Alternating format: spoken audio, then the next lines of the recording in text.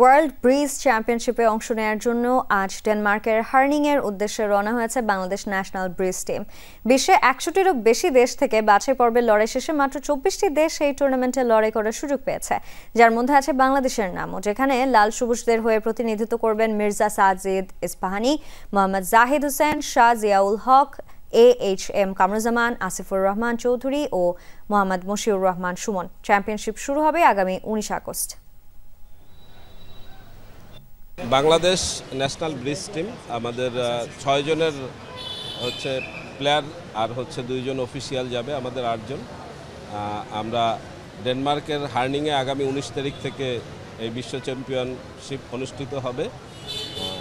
বাংলাদেশ তৃতীয়বারের মতো এই প্রতিযোগিতায় অংশগ্রহণ করছে। ২০৩০ যে অলিম্পিক, সেই অলিম্পিকেও ব্রিজকে অন্তর্ভুক্ত করার প্রক্রিয়া আছে।